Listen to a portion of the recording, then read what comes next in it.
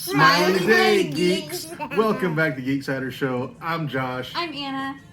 Yeah, I got it. And in this video, we're going to be talking about Critical Role Campaign 3, Episode 7. So if you haven't seen it yet and you want to avoid any spoilers, skip this video and come back later, because everything we say from this point forward is going to be a spoiler. So the first thing we're going to talk about in this video is the most important thing that happened in this episode, and that is the introduction of Travis's permanent character for this campaign, Chetney. Maybe. Yeah, maybe. Maybe. He could, like Sam said, he could die in 3 episodes. Who knows what's going to Yeah, happen. we have no idea what's going to happen with Travis. There's a whole thing going on because his Twitter bio has a blank spot and it's got 5 spaces, and they're like, oh, it's going to be a rogue or it's going to be a druid, and this is a rogue. So everybody's like, oh yeah, this is definitely his character. But you know what else has 5 letters? Troll. I do think Chetney is going to be his permanent character. I don't agree. think he's going to have like a rotating series of characters, unless, you know, Chetney happens to die. But Chetney is a kind of a reskinned version of a character he played in a Christmas one-shot, Chutney, which they made an allusion to in the episode. He is a gnomish rogue. And we everybody kind of figured he was going to roll a rogue. Yeah. I did not picture him running a gnome. Travis kind of likes his big characters. Yeah. At least it seems that way in the main campaigns. He's playing Grog, big half giant. Ford, pretty tall. Yeah, more tall, although more lithe than Lithe. big. Lithe, yeah. It's fine. Wow.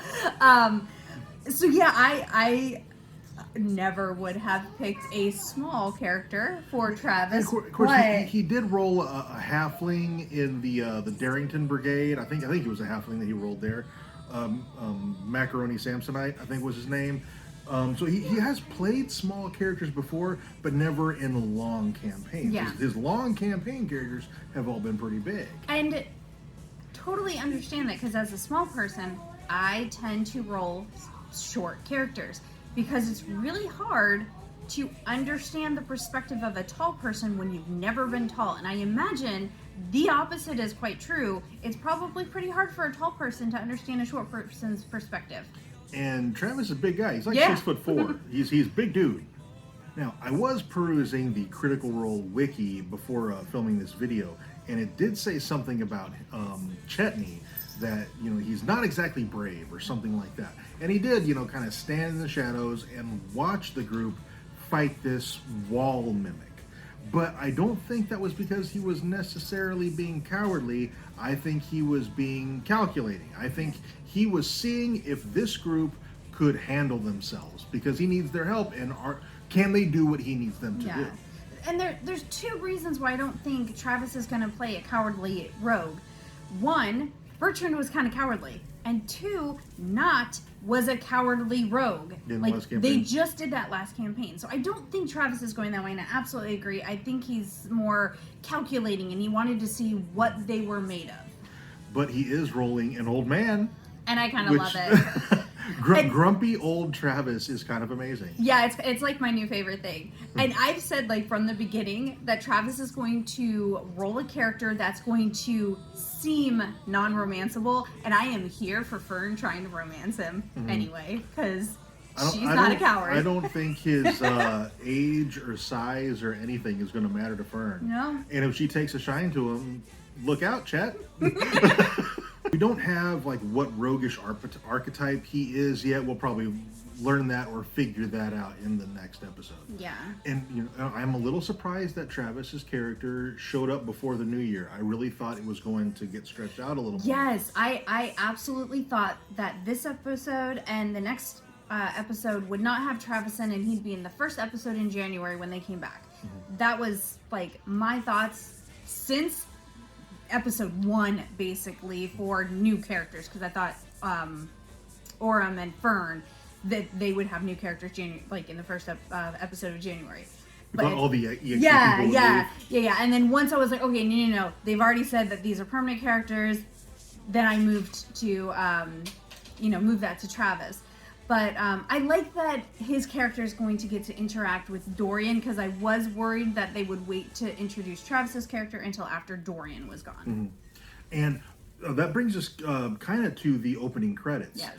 I like the opening credits. They are objectively, it's a really good opening credit sequence.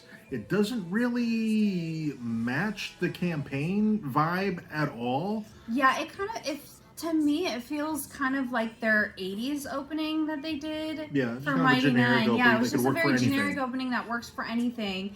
But since they're changing it every campaign, I was kind of hoping we'd get something with their characters. Understand why they didn't, because they don't know their characters yet. They're completely brand new. So this opening was pretty high quality. I don't know that they're gonna re-record an opening after like 80 episodes or whatever, but I think this will be yeah, the I think whole this is thing. gonna be the whole thing, and maybe from here on out they're gonna stick with a generic opening, which I totally get. Yeah.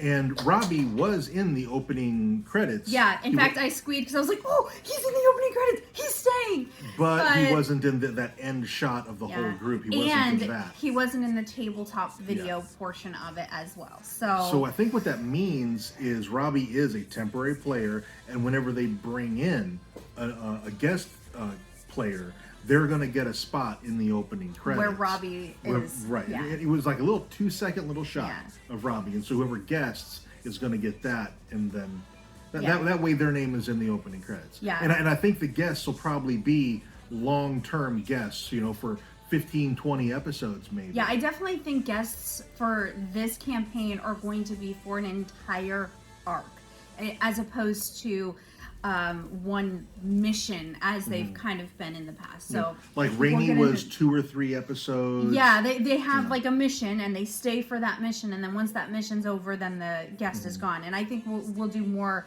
They'll stay for an arc. Yeah, it's like Rainey and Shikasta and all the guest characters that they've had have been 1 or 2 episodes at the most. Sometimes they come back more than once. Yeah. But it's never more than 1 or 2 episodes at a time. Things will be completely different. Yeah, which is exciting because then we get to know these characters really. And also, still talking about Chetney, we only got to see that character for 5 minutes at the most. I think that combat was not supposed to last as long as it did, because it doesn't seem like that mimic had a ton of hit points. They just rolled terribly. Yeah, they But- just couldn't hit it. But the thing hit super hard. It was doing close to 20 damage every time it hit. So I think it was supposed to hit like a truck because Matt wanted their buttholes to pucker a little bit, but it was supposed to be a relatively easy fight. And then ended up not being. It ended up being a little bit of a close call. Nobody went down, Yeah. but 3 of them got real close. Yeah, it was way close. I know that people have gone down in other fights, but it felt way closer to this fight than any of their previous fights. It really did, because I think because so many of them, there's 3 or 4 of them Was got really low. Ashton, Orem, Imogen, Laudna, all 4 of the and Dorian. Dorian had to heal himself. Yeah. 5 of the characters went down so low, single or just barely double digits. Yeah. That's wild. It was a rough fight. It was Yeah. Seriously close to a TPK. Yeah. Closer than we even know. I think when Robbie hit that natural 20, I think Matt just might have ended it there because he wanted to get Chetney in, and it was a good moment to just end that fight. Maybe, yeah. Never know.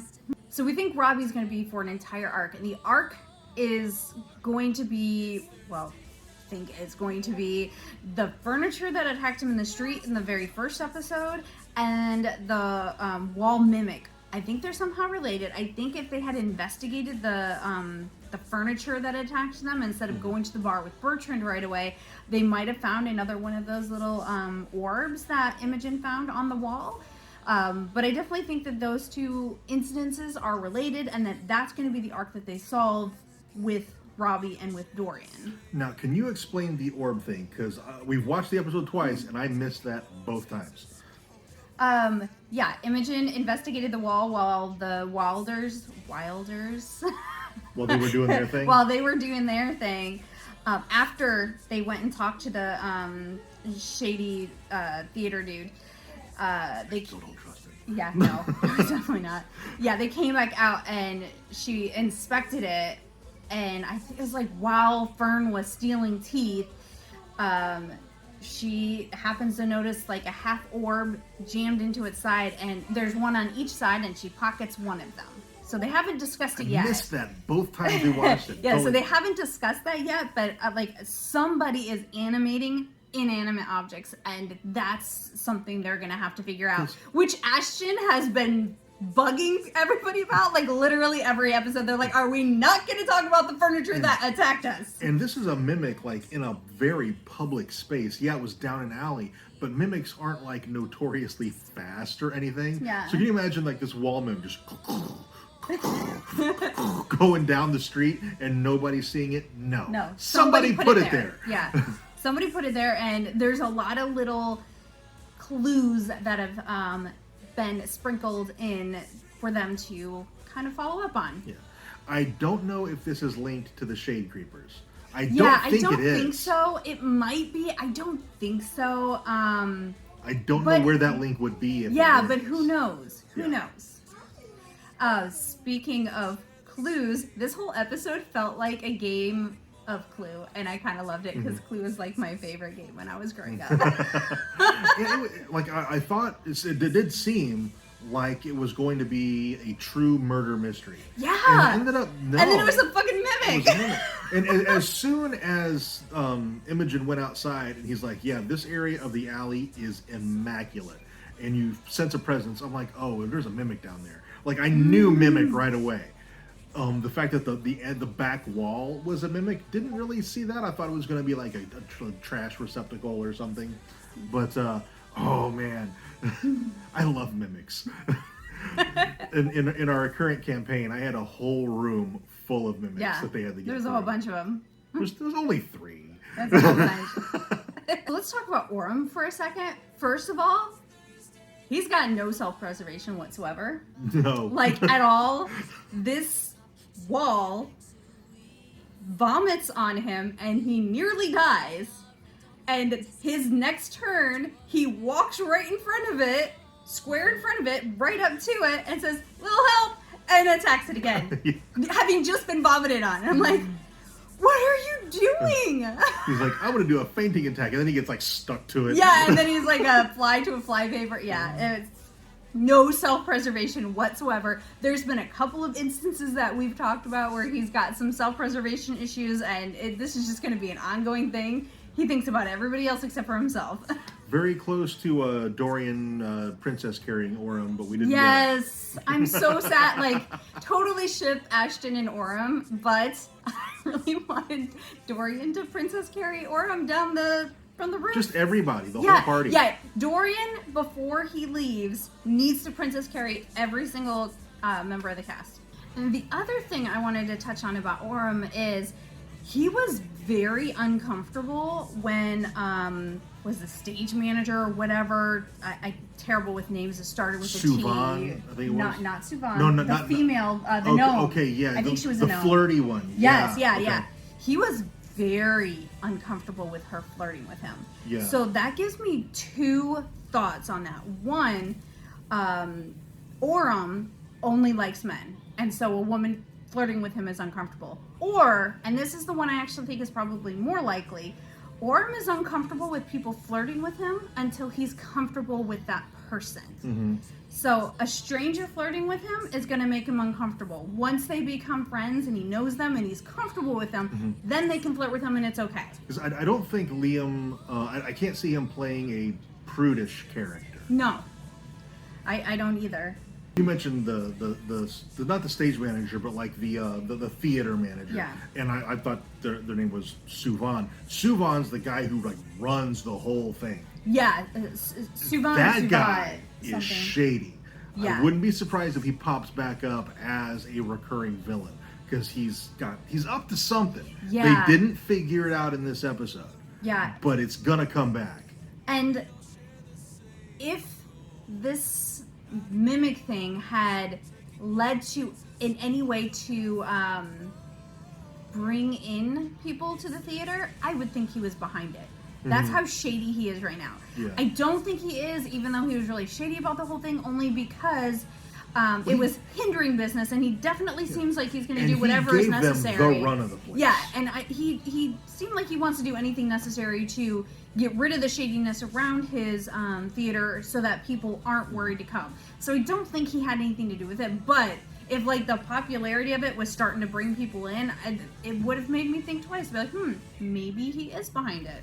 And like he gave them like the run. He's like, look around all you want. He gave them like free reign to look for trapdoors and stuff like that. Yeah. They didn't get to run through his papers. He could be laundering all kinds of money through there or whatever. So, but the dude's up to something. Yeah, there's definitely something shady going on with him.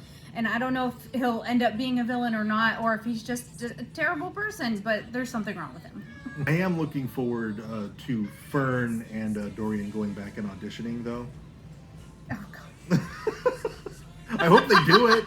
I think Fern would. I don't know if Dorian would. I think he was just playing the part. Dorian's an interesting bard. He's a bard who doesn't particularly like to perform a whole lot. He will perform in a pinch. Mm-hmm.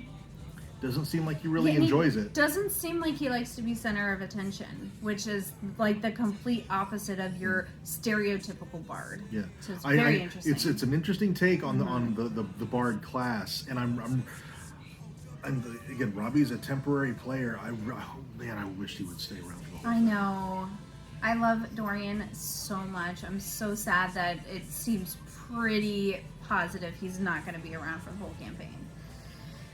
Right, I think that's everything that we had to talk about for this episode. If we missed anything, there's something that stuck out to you that we didn't talk about, let us know down in the comments. Also, if you enjoyed this video, you can let us know by dropping a like on it and subscribing if you haven't already. And thank you so much for watching, and we'll see you next time.